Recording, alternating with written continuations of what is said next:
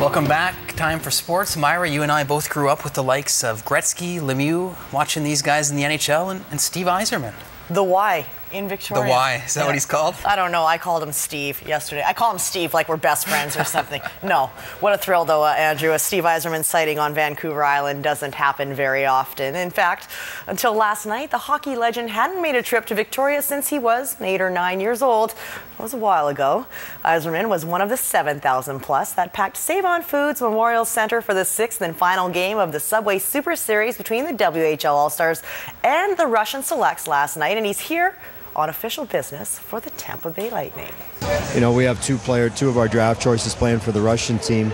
Nobody on the Western team in this event, but there's a couple of players in last night's game and and tonight that are eligible for the draft, and just getting familiar, kind of following this series, and spend some time in the West here, doing a little scouting, watching a lot of the other teams' top prospects, and then some of the kids for the draft as well. Isn't it great? Some old rivalries never die. Canada and Russia, you still feel the fire when it's out there.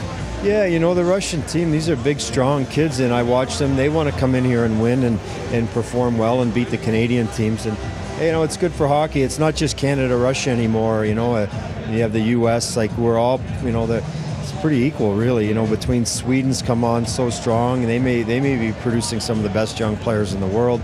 Russia's got their program together again. The Finns are coming on. So all in all, international hockey's pretty good, but it's not just a Canada-Russia thing, but certainly with the history the two countries had playing against each other, everybody always gets interested in it. Well, no better authority on the planet, as far as I'm concerned, to comment on international hockey. Steve Yzerman has the golden touch. As a player, he helped lead Canada to Olympic gold in 2002 in Salt Lake City, basically with broken knees, and was the architect behind the 2010 men's gold medal hockey team from Vancouver. Since 2011, he's been busy steering the Tampa Bay Lightning franchise back on course. Yet Stevie Y says he still has time for Canada in Sochi 2014. I'll be the in the same role that I was in 2010 for 14 as well. How was that role for you? It was a tremendous experience. A lot of fun from start to finish. Obviously, the goal is to win the gold medal. We were able to do that. I learned a lot. I had a lot of fun, and being a part of the Olympics in Vancouver was spectacular. It's yet to be seen if Yzerman will have the NHL talent pool to draw from for 2014. The league has allowed its players to participate in the Winter Games since 1998, but has yet to make a decision regarding 2014. Why? Because it forces the league to shut down for 2 weeks and then there's no money made. Funny, a 2-week shutdown pales in comparison to the 228 games that have been lost currently to the lockout. Yzerman is hoping a deal can get done in the very near future. I'm still optimistic.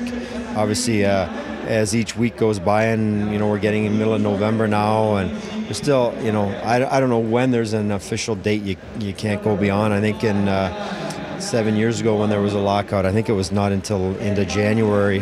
I'm hopeful we can get something done and get playing again. Season, and this is a huge... Port Alberni's Laurent Brossoit probably would have liked to have played a little better under Yzerman's watch. Second straight night that he got the nod in net.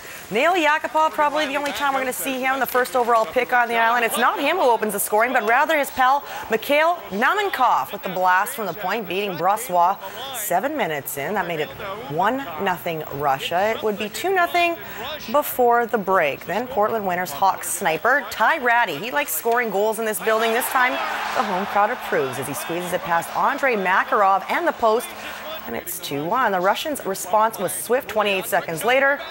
There you go. The lead is back to 2. Turnovers killed Canada last night, but they would manage one more goal in the third period.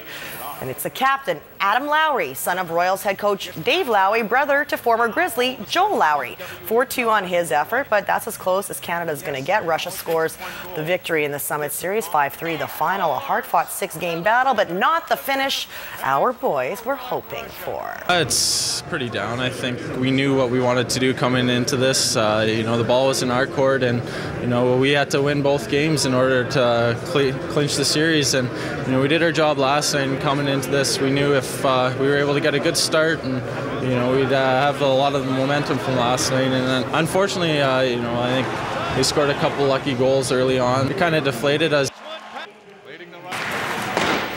Well, the Victoria Royals are back home tonight for the first time in more than 3 weeks. They host the Everett Silvertips at 7 p.m. Now, don't be surprised if young defenseman Joe Hicketts has an extra spring in his step. He's been selected to represent Team Pacific at the 2013 U17 World Hockey Challenge. Hicketts was the franchise's first ever selection, taken 12th overall in the 2011 Bantam Draft. In 20 games, Hickett has 1 goal, 6 assists, and a +1 rating. We'll be announcing a 50-50 winner. Finishing tops in the AAA BC high school football ranks, the Mount Doug Rams had an extra week of rest before having to take the field to defend their BC championship. It also meant they got to host one last game on the island before advancing to the semifinals or calling it a season. Definitely not the latter. Ashton McKinnon led the Rams to a 24-0 lead over the visiting Terry Fox Ravens and added to that total when he hit Marcus Davis in the end zone there. He even had a man around his leg. Well, Davis, that young man, number 5, spent a lot of time in the end zone. He scored 4 touchdowns for the Rams this afternoon. And how about this one on the kickoff? Watch as he weaves his way through traffic, dodges a few bullets, and even applies the old straight arm there before prancing into the end zone. That made it 38-6 for the home team. They cruised to a 45-20 final. The Rams will face either WJ Mowat or West Van in the semis. And that game will be played next weekend at UBC. Hope they can do it again. That'd be great to see them win back-to-back. Thanks, Myra. You're welcome.